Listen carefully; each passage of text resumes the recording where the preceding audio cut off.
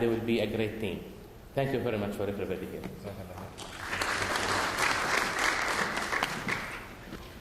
I'd like to introduce to you Dr. Mohammed Zamakhshari, whom I know for a long period of time, a very energetic young surgeon who did general surgery and pediatric surgery in Canada. He did too many publications, about 30, and some book chapters in pediatric surgery. Then he joined King Saud University for Health Sciences in National Guard as Associate Professor of Surgery. And after that, he was appointed also in the Medical Education and Research and in King Abdullah International Research Center. He contributed to a lot of research promotion, and today he's going to talk to us about health research in the Ministry of Health. Please welcome Dr. Zamakhshari. Bismillah ar-Rahman ar-Rahim. Assalamu alaikum. It's a pleasure to be here, and I'll try to keep my talk focused on the topic at hand, and we will end up talking about a few things as a prelude to research. The point of my first slide, research is not new to us. In our culture, it's always we've had a long history of innovation, a long history of knowledge generation, and just only recently that we seem to have lost that edge. And I think we have to systematically try to kind of work to regain that. The ministry today is working, executing a very detailed strategy that was presented to the custodian of the two holy mosques about 3 years ago. And we have a direct quote from the custodian of the two holy mosques: "Nothing is more precious than the health of citizens. ولا شيء يغلى على صحة المواطن." That basically is a clear mandate for us to innovate, a clear mandate for us to invest in building capacity to improve the health of the population. Just quick show of hands, how many people have seen the strategic plan or have read it? Please read it. It's online. It's on the ministry's website. And I think it's very important, as Dr. Hassan was making a point a few minutes ago. As an employee of any organization, you need to know what's the plan, where are you going, and what are you part of. But as a high-level summary, basically there are 5 strategic goals for the Ministry of Health. The first one is the adoption of the integrated comprehensive healthcare system with focus on research and education. The second goal is developing health care culture, focusing basically on performance improvement and performance measurement. Thirdly, human capital development and retention. Fourth objective, adoption and advancement of e-health. And the final and fifth objective is optimizing resources, optimizing their allocation, and figuring out robust ways for improving healthcare finance. So if you look at these 5 goals, what I've highlighted in red is, I think, where research kind of potentially is there. So research is now a core function of the Ministry of Health. It's not a nice to have, it's not a what we used to be kind of taught. It's kind of confined to universities.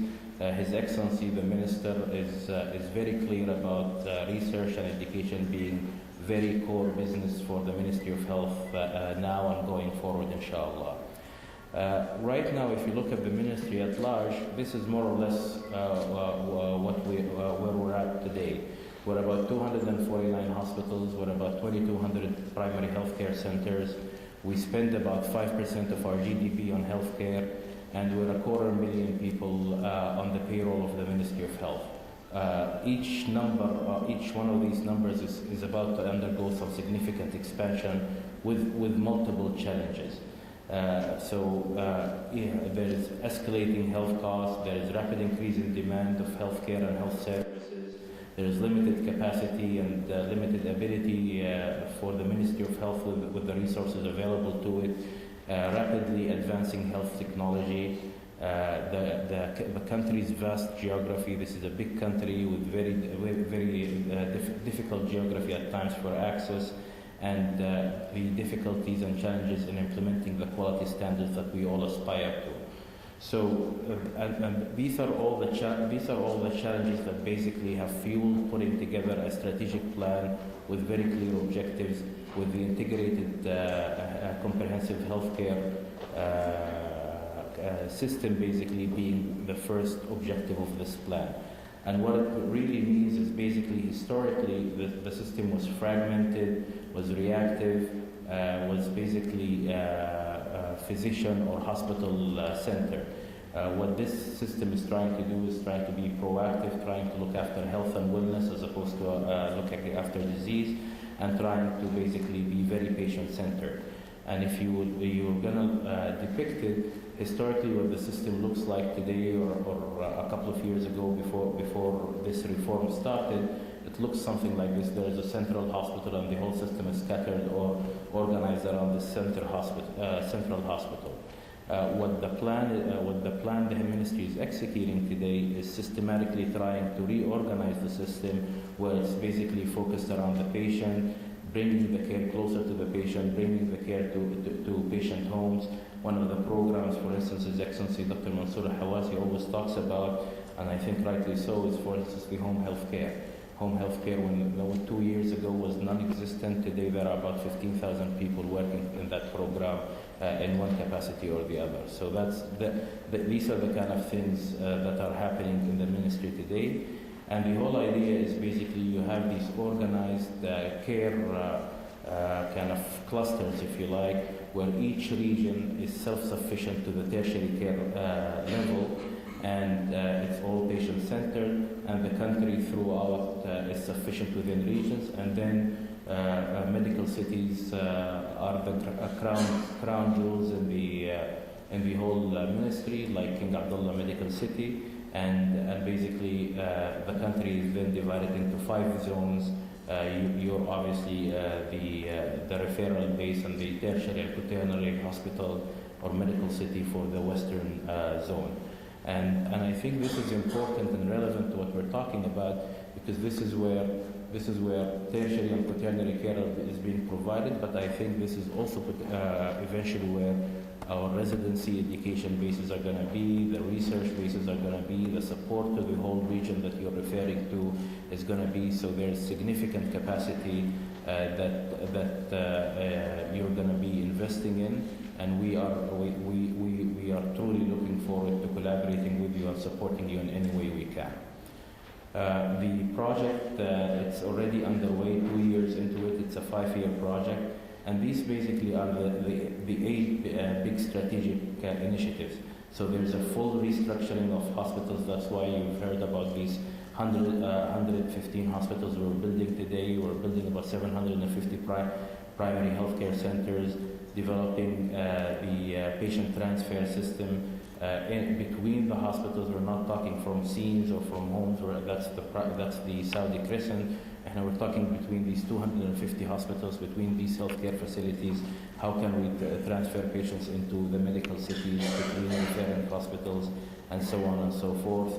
The e-health strategy, and what Dr. Abdullah Al-Wahabi and his team are working on, and basically the human resource, which is a cornerstone to this development. And as Dr. Hassan Bakhamis was saying, I think if you look, for instance, at what Dr. Hassan was quoting, the Gallup kind of employee engagement or customer engagement, it's contingent upon employee engagement. So the happier your employee, the happier the end beneficiary, which is the patient in our industry. So that's definitely in line with what we are all working towards.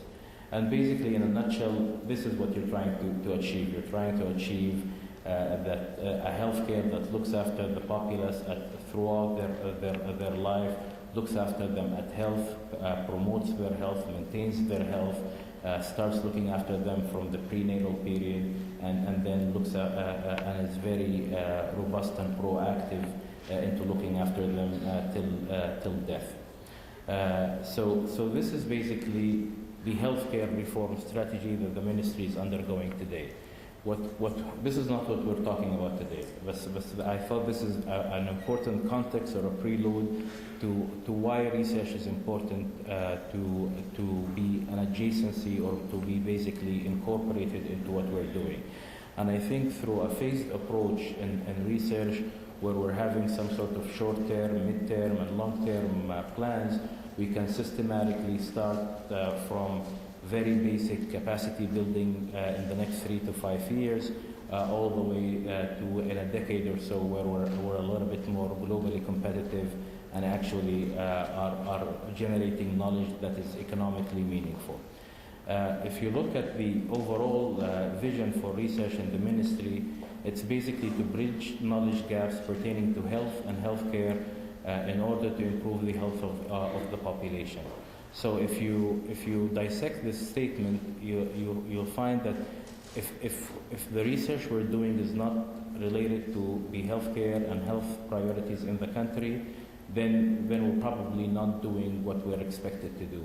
The whole idea is for it to be very real, to be very in touch with the realities on the ground. And we've defined 4 strategic directions that we will be investing in. First one being capacity building and raising awareness.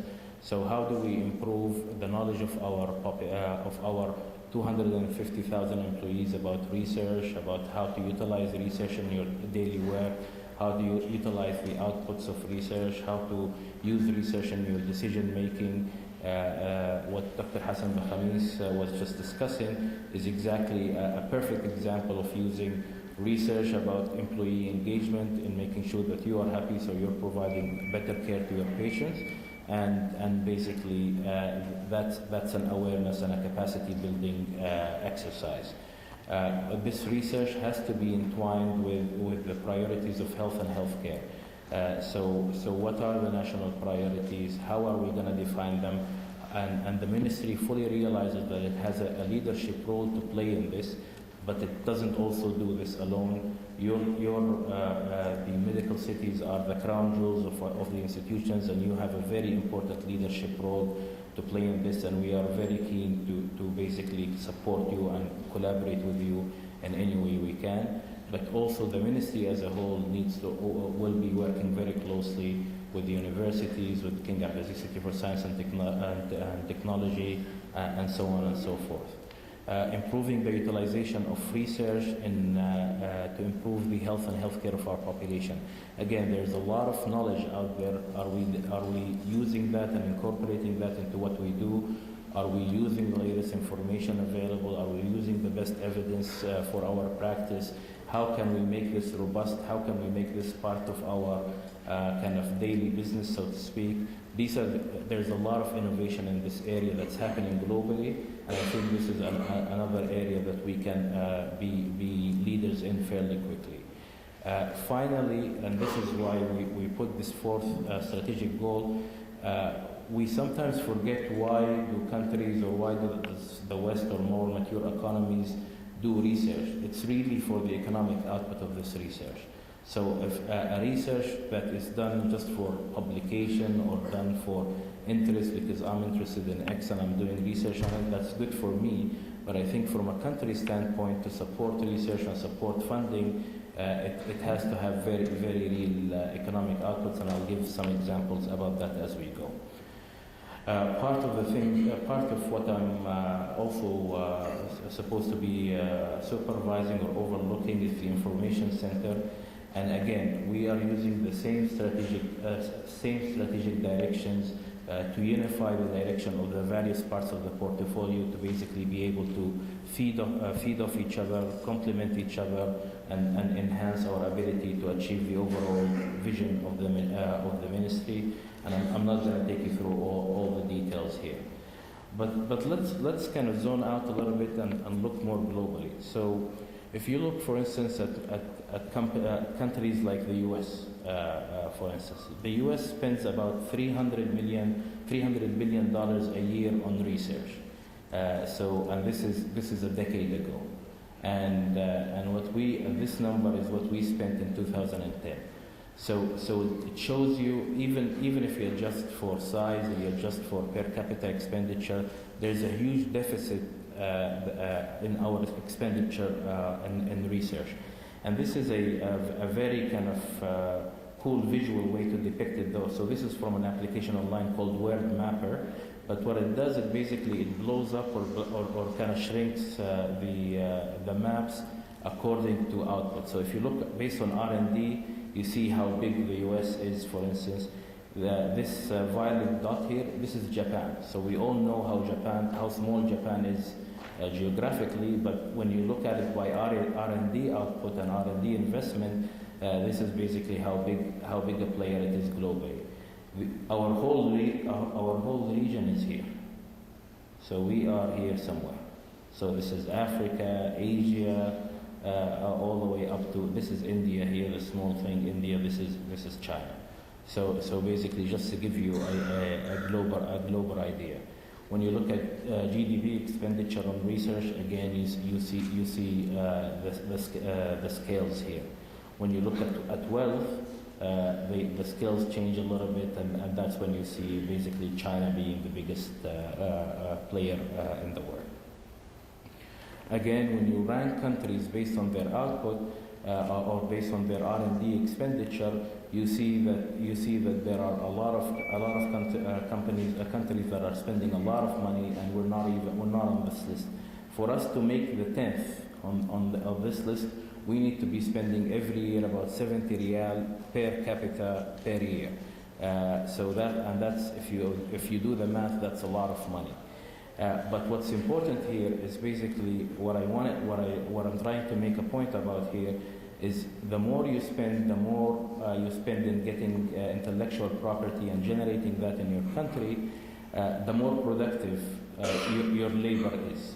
So the workers, their ability to be productive, their ability to be more innovative, the workforce to be more engaged is a direct link with your investment in research.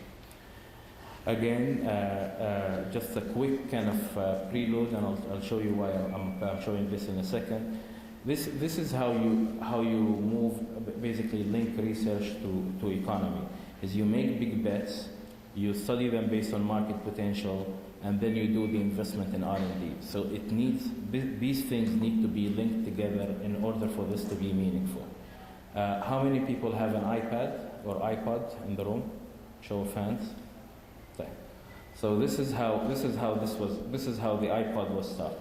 So this is the story. So the iPod was developed over a 6-month period, and basically this guy came to Apple with an idea, because Apple gives grants for research. Came to Apple with an idea about how can you take your music digitally and basically in a concept called iPod at the time. They put a team of 35 people. That's it, 35 people who developed the iPod. And over a 6-month period, they contracted these subcontractors to develop the various components. And in 6 months, you had basically a commercial product. And this was, for those of you who had iPods a decade ago, this is how it used to look, and we all know how it looks today. So basically, this is a very real kind of example of something that touches all our lives, and not necessarily related to health research, but just gives an idea of how research kind of gets commercialized and built into what we do. So now let's bring it back to earth a little bit. So in terms of the general administration of research and the Saudi Center for Evidence-Based Medicine, again, the 4 strategic directions, and these are the kind of specifics that we are looking for. We think that you can help us a lot in developing programs to train research assistants or research coordinators, in collaborating with some of the universities in developing programs about kind of training people at a higher level, at master levels and what have you, and getting publications out in research, in helping generate consensus in the region or in the zone that you are the referring base for, about what are the priorities for health, what are the priorities for health research. There is national priorities, but there are also definitely regional uniquities that need to be looked at and be considered.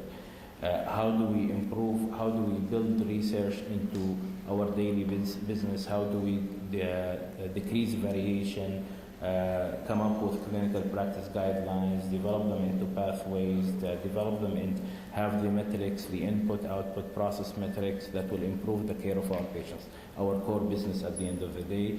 And basically, how do we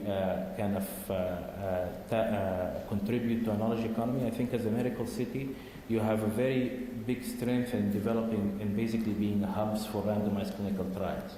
That's very important for economy, to be able to get drugs from bench to bedside quicker. In order for you to get the trials up and running, there's a lot of capacity that needs to be put in place before that is to happen. This is a slide that I took directly from one of His Excellency the Minister's presentations about major challenges for implementing the project. And basically, each one of those, if you think about them, is almost a very interesting greenfield for research. How do we look for innovative funding models for our healthcare system? How do we look for innovative ways to manage this big change or reform? How do we look for innovative ways to improve transportation and communication between our hospitals and facilities? How do we improve performance measurement? What are we? Nobody really has all the answers to this. So there's a lot of room for innovation here. And maybe this is something that potentially a medical city can look at. I took this from one of the provincial governments in Canada, and basically it's a strategic aim to save 1 million hours of wait time for patients that are spent in the emergency department. So it is very appealing as a concept, but as you would all imagine, this would take a lot of initiatives behind it to basically be able to achieve that overreaching goal. And I think of research that basically it's a way to take things from bench to patient to bedside to population level, and basically putting all the pieces together with the end goal in mind, which is to improve the health and the health services of our population. And to give a more tangible example, I just want to quote you a study that we did in Ontario a few years ago. So we looked, for instance, I'm a pediatric surgeon, as you know by now, and we looked, for instance, at the risk of incarceration of hernias. And just to set the context, it's very similar to what's happening in our country today with cardiac care, with oncology, with all the kind of more acute and life-threatening care and the scarce resources. Elective care has become harder and harder to access. And basically what was happening is you're getting a lot of incarcerated hernias that will basically result in testicular atrophy, result in infertility or challenges with fertility in the future and what have you. So we basically did the study. We took all the emergency rooms in Ontario. Ontario is about 13 million people in terms of population, so this is a big study. We looked over a two-year period about how many patients showed up to the emergency room, how long were they waiting before they got their surgery, and we broke them up into two age groups, and basically we broke them up by gender, as you can see here. I'm going back here. So basically, you see a higher incarceration rate in kids younger than a year, a higher incarceration rate in boys, and basically when we did the analysis, at 14 days, if you were able to do surgery before 14 days, you would have the incidence of incarceration from 10.5 to 5 point something. And you're seeing the odds ratios here and the confidence interval. This resulted immediately into policy change. So immediately there became a rule that every family doctor, every pediatrician who sees an inguinal hernia has to refer the patient within this time. Every hospital in Ontario has to operate on children within this two weeks. So again, an example from a problem that you have. You did the study to generate the knowledge that you needed. You did the policy change. And I was talking to my colleagues in Toronto a couple of weeks ago. Now, a few years later, now they're doing the follow-up study to see if the policy actually improved the outcomes of these children. And this is again more of the statistical models. I'm not going to take you through it. So what I gave you an example of is basically how do we build capacity, how do we address the health and healthcare priorities. How do we improve the utilization of research and what we're doing?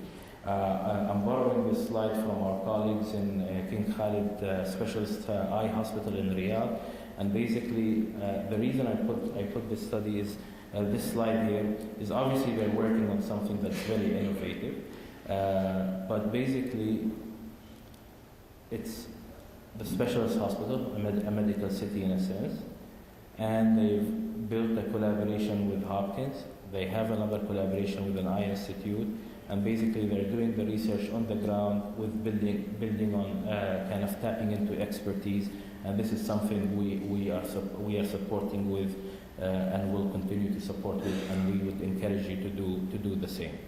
Mass gathering is an area of national importance, I think. Dr. Ziad Mimish and all of you collaborated a couple of years ago on putting together this landmark conference in mass gathering, and you really have world-class expertise. Dr. Ziad Mimish and his team, they've been working very closely with the London Olympics organizing committee for the past few months because they needed expertise about how do you handle this mass gathering with the London Olympics next month? Just to give the CDC and the American government consults with Dr. Mimish and his team about whenever they're talking about disaster management and what have you, because of the expertise that is accumulated in the ministry over time in this area. Another area about how to improve or how to make kind of research in line with what our needs. The Millennium Development Goals for the UN. One of them, for instance, is reducing childhood mortality, and the ministry most recently we've organized a relationship with Safe Kids. So this is not necessarily a lot of research and innovation, but this organization already has a lot of research about how to improve the safety of our children at home, at school, at playgrounds. With a population that's 40% children, this is obviously a priority, and hence that's why this makes sense. So when we're talking about research, again, we are talking about building capacity, addressing priorities, but also making sure we utilize the science that's already out there. In addition to, now I'm going to talk a little bit about examples about economy before I close my talk.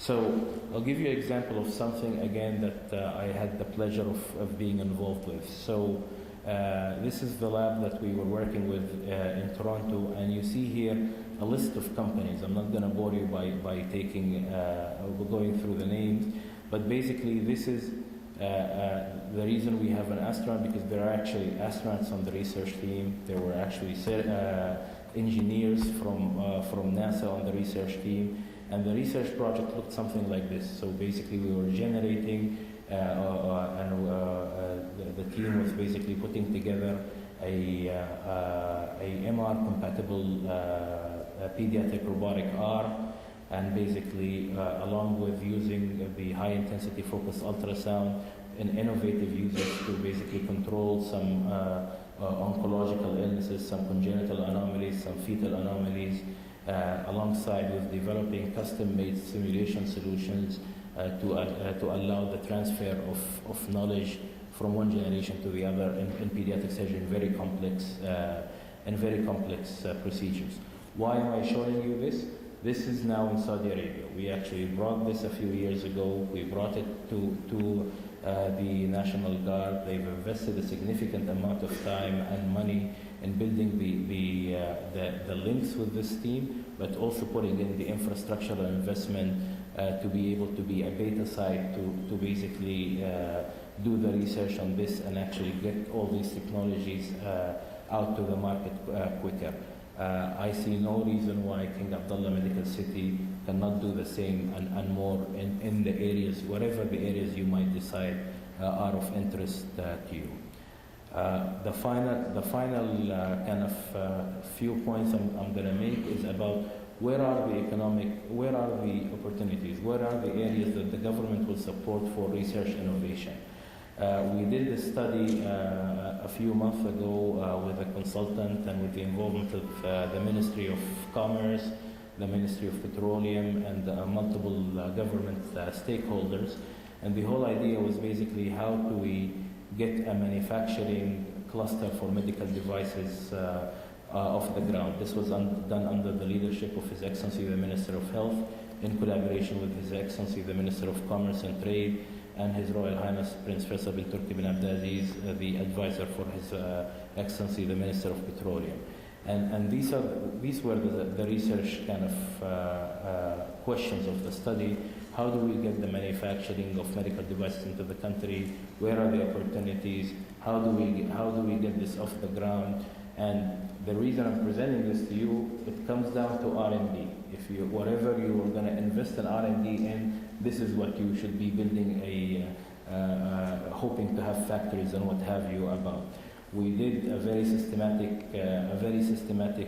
study looking at the size of future markets, looking at the economic impact, looking at the feasibility, looking at the current strong players, and basically these are the areas that we think the country has an opportunity to penetrate, and the economic impact of this is not insignificant.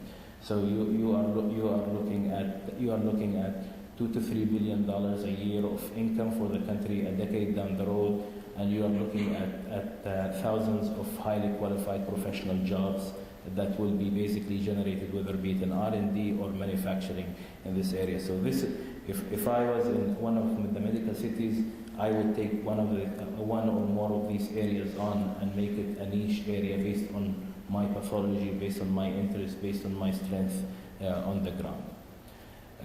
So my final thoughts before I close, this is my final slide, is I think research is critical to our business. It's not a luxury, it's not a nice to have, it is core to what we do on a daily basis, whether be it in healthcare, be it the health of our population, or be it funding or financing our healthcare as a whole.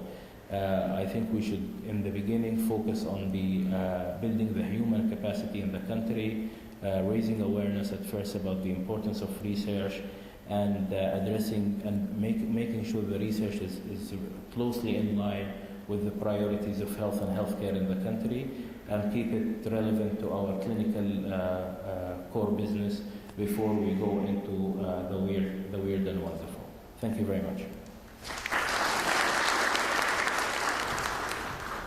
Thank you, Dr. Zamakhshari. This was a very nice talk, and really we can say that we have a new look and a new era for Ministry of Health. وأذكر هنا قول الرسول صلى الله عليه وسلم كلكم راع وكلكم مسؤول عن رعيته. I think choosing the right people in the right place will make a difference. If in research, from what we see, we can march through that and say, building the human capacity to do a decent research that can solve solutions, bring solutions to our major questions, and to have a practical application, this will make everybody inspired to do research. In the coming few minutes, Dr. Suhail Baljamal will talk to us about the future of research in KMC. Dr. Baljamal is the Director of Research and Continuous Medical Education in the academic affair, and he's a consultant orthopedic spine surgeon who did his training in Canada and he's also holding a master's degree in research methodology, and he's a PhD candidate in medical education. Please welcome Dr. Bajelman.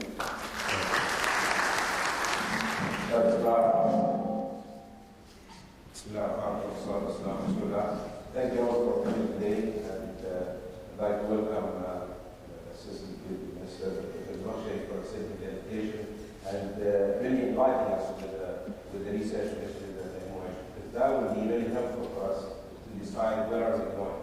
And we did our homework in terms of deciding and determining what are the national initiatives, both the Minister of Health as well as Before I start, I'd like also to welcome our colleagues, the deans of the medical colleges, medical sciences, college of medicine, and college of pharmacy from Macquarie University for accepting the invitation. So I'm going to be very brief in my presentation. The whole goal of the presentation is actually to show you what have we done over the past month. We only started a month ago to show you what have we done over the past month and where are we heading, and to really invite the public, everyone who would really like to contribute into this major, ambitious research agenda is very welcome. This is the slide that I really keep in mind every time I think about this. The major responsibility that the custodian of the Holy Mosque has always taken on mind is nothing good. There's nothing that could be done from Makkah that's expensive, and we should really pay every single penny of our time and our efforts to improve this space. We definitely have a global uniqueness in Makkah, and that's one of the strengths and the core business that Dr. Zamakhshari has mentioned, and that's one of the core strengths that we're building our research that we're planning on.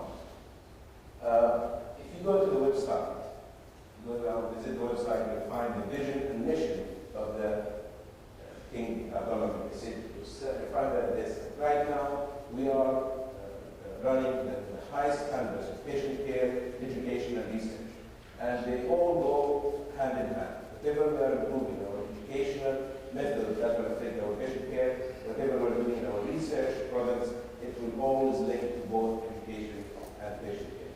And this is our vision. It's 2030. 18 years from today, inshallah, our vision is to be an international leader in education and research. And that's very doable, with the proper strategic planning and with the involvement of everyone on that. So this is the future of research. So basically phase. Once research people try to sometimes complicate things, or this is how we talk about the test tube research that you have seen in the advertisement, or is it clinical trials? It's basically said any systematic way you are doing to improve to increase the sum of knowledge, clinical audit, any piece of information that's research, and we are gradually building up the eventual sum of knowledge. So I'm simplifying the very short presentation. This is the major 5 areas that we are dealing with to achieve our goal. We are building a research infrastructure. The good thing is we haven't communicated with Dr. Zamakhshari what was in his presentation. I was very happy to see lots of similarities. We're focusing on research infrastructure, research collaboration, and innovative research promotion and education activities, as well as integrated research direction. With these 4 domains that I'm going to elaborate on in a second, you will see how we will reach, inshallah, our vision of being a leadership in education and research.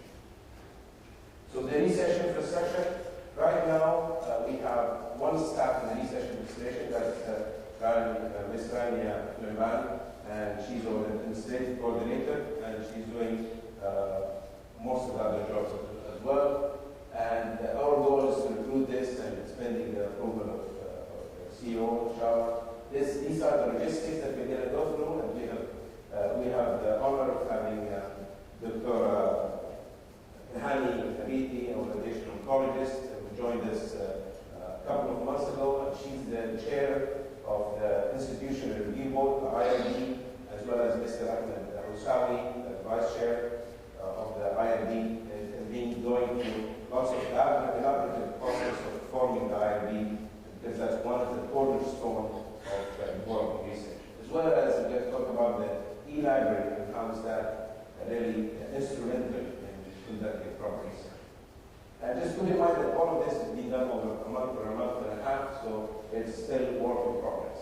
And as well, we have finished with the preliminary vision or ideas of the future research.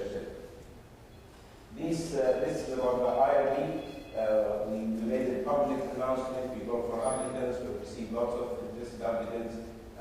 Went through lots of international standards of rigorous selection and formation of the IRB committee according to the AAHRPP accreditation for IRB committees. And if we manage to get this, probably we'll be the first in the kingdom to have this accreditation for the IRB, and that will have a strong influence on our position in the international map of research, of the clinical research. And next we'll go into the national and international registration of the IRB. The e-library, inshallah, will receive an announcement within today or tomorrow with a trial of the e-library for 3 months to see if we're going to utilize this system of trial e-library with lots of primary and secondary sources for research. In terms of research collaboration, there are some of the national collaboration that has started already with the Ministry of Health facilities, with Science and Technology Unit, the Ministry of Health, with some referring hospitals, as well as from other medical cities in the kingdom. Started with such communication, informal communication with researchers in some of the universities, as well as with some research groups. Even before we start the research, Dr. Kari Jilani, the chair of the anesthesia, actually submitted a multi-center international trial so that King Abdullah could be part of it. So we held that for a few months, then we have our IRB running, and then that probably will be our first international trials to be involved in. And the same applies to oncology as well as cardiology and neuroscience. Our third major focus, and this will be the bulk of our attention, is the research promotion and education. And that will cover research, all aspects of research. Will be really putting more of our efforts on building the capacity at the King Abdullah Medical City in different areas of research, starting the research, conducting the research, and till publishing academic writing. There will be lots of educational activities with that. And as well, we'll be doing lots on the evidence base and the utilization of research into the clinical practice. And an important area that's very deficient in the Arabic language is public awareness and the importance of participation in research for the public. That will be one of our goals as well. And we'll be using lots of innovative channels, both one-to-one or live events as well as online activities, both short-term and long-term. And as Dr. Zamakshari mentioned earlier, we started some informal discussion with some of the universities of starting some sort of a diploma or a master's degree in research methodology and bioethics. We've conducted, probably you've seen this in his or her email. Okay, we sent it last week, and probably if you go and check your email now, you will find it because we sent it at 1:30 a.m. So this basically, we want to design our research, education, and promotion activities according to your needs. Whatever you need, we will support, we will develop it, and we will conduct these courses. And we had 300 respondents over a week time, the last week. Impressively, 75% from outside King Abdullah Medical City. We had only 25% from inside the city. So hopefully, inshallah, by the end of the day, we'll reverse the percentage, and we have 75 from KFC and 25 from outside. These are some of the immediate action that we have taken based on your needs. We are establishing a research consultation clinic every Saturday from 1 to 4. We'll provide the research methodology consultation as well as price statistics consultation for whoever interested. And the are by appointment. You can contact our email. We are running on Wednesday. We're running a good place of practice workshop. And thanks for Dr. Hannah Giti and Dr. Sofa Mursi from KFC Jeddah. She has been very instrumental in organizing this as well. This is a mandatory training for our IMD, and it will be a mandatory training for any researcher who's planning to conduct research and think about this. We are running in a few weeks' time. We'll be running a one-day introductory course for evidence-based medicine, and more courses will follow over the coming 6 months, both in evidence-based medicine as well as research methodology. Part of the innovation as well, we are going into making ready the collaboration both in research as well as eventual collaborative efforts and building awareness, increasing awareness through using social media. We have a Twitter account, we have Facebook page. It's very impressive. Within a week now, we have a huge number of likes, and we have a YouTube channel as well as a SlideShare channel, all dedicated for research, promotion, and education. And next, final part of our direction is our goal of all of this. What's our output? So we focus on the research, promotion, education, and the infrastructure. But this is our goal: is clinical practice. Whatever we're doing, whatever research will feed into clinical practice. But that's very related, very integrated, very closely integrated with basic science, with population health, as well as education and research. And just like mentioned, a very practical example of how we are integrating basic science and clinical research. Within the first week of establishing the research administration, Dr. Balazabani, Director of Oncology, as well as Dr. Faisal Alaf, Director of Molecular Genetics Laboratory, as well as the whole oncology team, sat together and we discussed how regular meetings between basic science and clinical science will take place on every 2 to 3 weeks, so that they can exchange ideas, and that basic science and clinical research will take place on a weekly basis. And hopefully that this same model can apply to other clinical disciplines, and Dr. Amri is promising to apply that in neurosciences and inshallah cardiology as well. This is the model of Harvard. They are not only focusing on clinical research or basic science research. It's a very dynamic translational research going from basic science to the clinical, to the population, eventually to the global. This is our model of integrated basic science and clinical research, integrated with the educational research as well as health policy research, with the knowledge translation. How we are translating all of this into action, the beautiful example that Mr. Zamosh mentioned. And these are our major core business, core clinical business facilities: the neurosciences, the oncology, the cardiology, as well as the health research as one of our major core clinical facilities. This is a summary of our plan in one slide. And with this, inshallah, we will reach do our mission and reach our vision. And I'd just like to finish with this slide. Does this sound optimistic? Can we really reach what we are planning to reach? We had a question in the research system. We asked the people, what are the difficulties or what are the challenges preventing us from leading in research? It was open questions, so Ms. Ryan did lots of analysis yesterday, and we came up with this, categorized into 4 areas. You think that these are the major areas. It's about research culture and environment. We didn't have research culture. So if we have research culture, we will really excel. So we were working on that. Research education, that's another area that you mentioned. It's an area of challenge and weakness for us. So we are working on that. Research manpower, we're working on that as well. And for the research grants, we will be conducting lots of workshops on how to write research grants from King Abdulaziz City for Science and Technology. So with this, I conclude my presentation, And I would like to invite Dr. Zamakshari, Vladimir, if you have any questions for Dr. Zamakshari for the Ministry of Health Initiative for Research or for the future of research in gynecology. Thank you, Dr. Vladimir. طريقة مين يبدأ بخطوة. I think if we start with that, we'll be there and not a problem. Dr. Ali.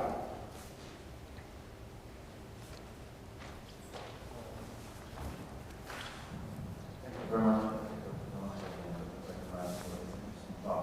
I think we have a nice experience from the King Saud University, where they have chairs for the research project.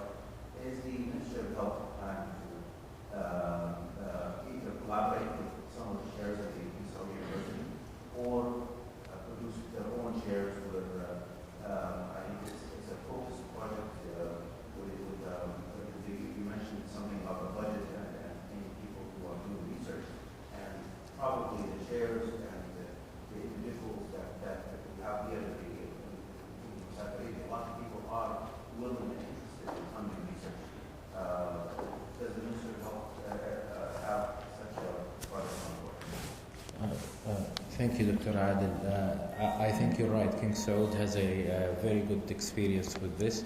We've already started a collaboration with King Saud about this. We're working with them on multiple. They now not only are going to be doing research with us, trying to address our needs, but also are going to be also helping us train some people at the master degree level. So they've now started 3 master degrees for us. They're going to be taking about 15 to 20 per year in each track, so that's anywhere between 45 to 60 people a year.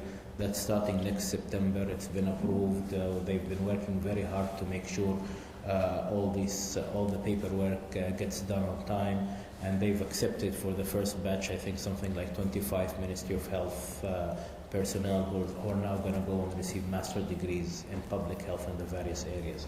No, absolutely. We would love to see this happen in the West Coast, in the East Coast, in the North, in the South, everywhere, and we would support it. For Riyadh, we're there, so it's easier for us to organize these things, but we would support any of these relationships. I think the name of the game is collaboration, teamwork, innovation, and integration. And in most of our forthcoming projects, you will see these 3 words keep coming. I want to encourage everybody to interact with that, please. Thank you very much. Definitely excellent talk and very enriching and definitely optimistic. I have a question about the strategic implementation of the type of research that we're doing.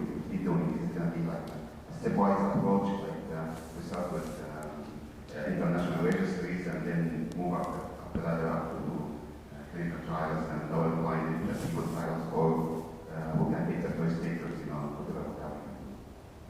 That's all. Thank you. Okay, thanks for the great question. Well, it really depends on each core business or core clinical business, like for the oncology, neurosciences, as well as cardiology. For the oncology, we have started some strategic. So each strategic plan will be specialty based to make it really, very applicable and very doable. Because the research administration itself can suggest some strategic plan within our feasible resources. But for example, the oncology center has very clearly indicated that a registry, cancer registry, is one of their top priority, and we totally agree with that. It's one of the basics infrastructure for the oncology. And then out of that registry can come up with research, productivity research, products, research publication that could trigger further randomized control trials.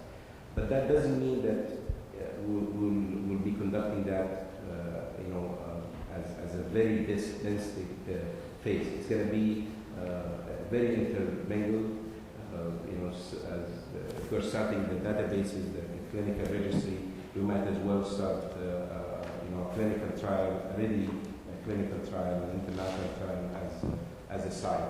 But at this point, we will not be initiating a randomized clinical trial at this point. I think it's too early for us, but to be a participating site of an international randomized trial, it's very doable once we have the infrastructure ready, and I would say probably within 3 to 6 months, I think we'll be very ready to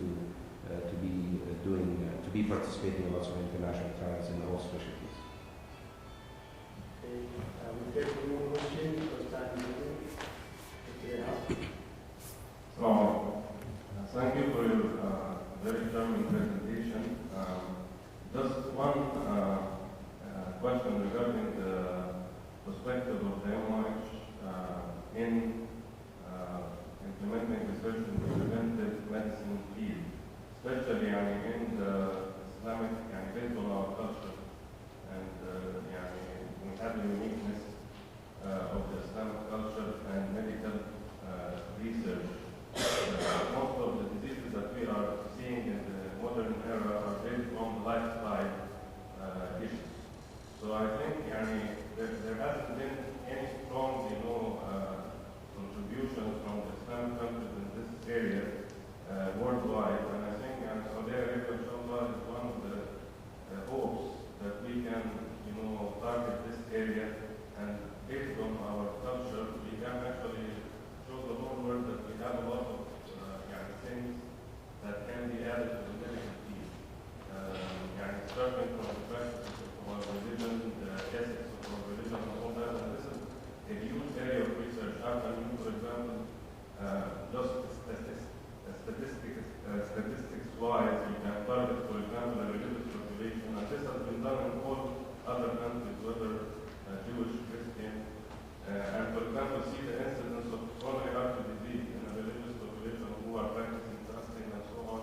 And this can be a way that you can affect the healthcare system delivery to people. So I'd like to hear your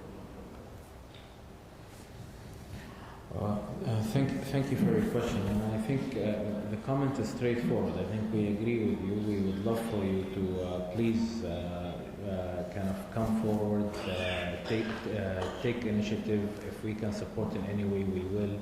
الوزارة in terms of interest and support to public health, I think it's clear. Today there's a full deputyship for public health. The Deputy Minister for Public Health is world renowned for what he does. Dr. Ziad Mimish has over 200 publications. This is what he does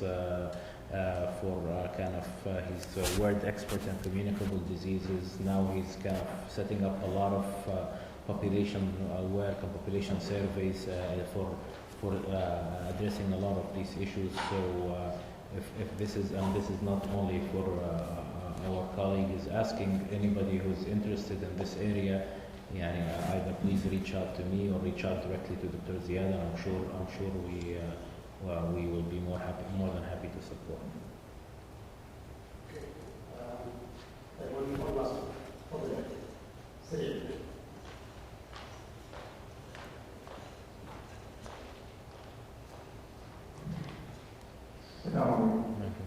Thank you for this. I want to ask a simple question.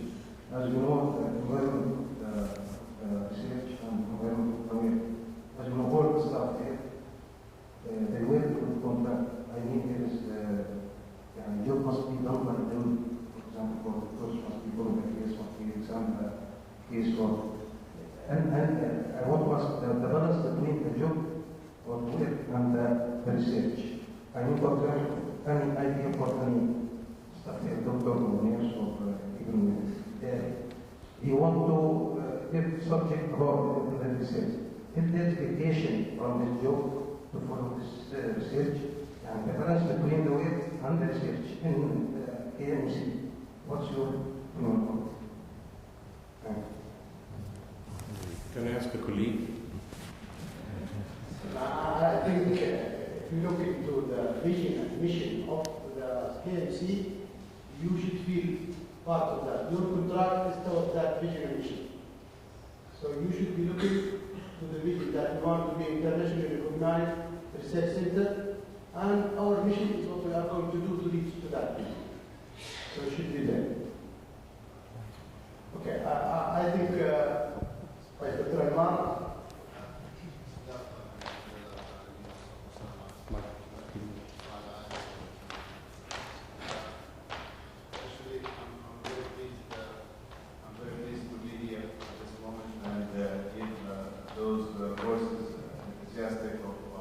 Doing research. We are the medical school. We have a lot of people who are very interested in research. Our vision and mission there in the medical school to serve three major points. Number one, teaching. Number two, research. And number three, community service. And the balance is always there. It's part of our job, and it's our duty to bring up research which will serve both the teaching as well as the community service. Without research in our day, we will be just blind followers. And we have a unique community, especially in Mecca, that we really need a specific and targeted research towards the community and the youth events that we are carrying, especially in this particular geographic part.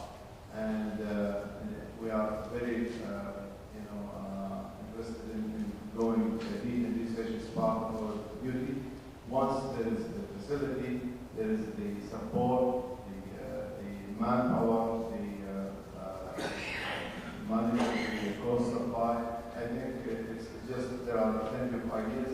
Once there is a practical steps to be taken, I can assure you that there are plenty of people here who will step forward to share with you this very interesting and nice creative story. Thank you very much. I think this is the conclusion. Everybody is welcome. It is a teamwork. It is a collaboration. And really, I thank all our colleagues from the colleges of medicine, from the surrounding universities, and allied colleges of health sciences to be with us today. And this is the start. We want everybody to work hand in hand to have a decent research in our region here. I really thank you all very much. I thank Dr. Moshiri to be among us today. Thank our CEO for his nice presentation, to Suhail Bajirman, and thank you all for being with us, and see you next Monday, inshallah.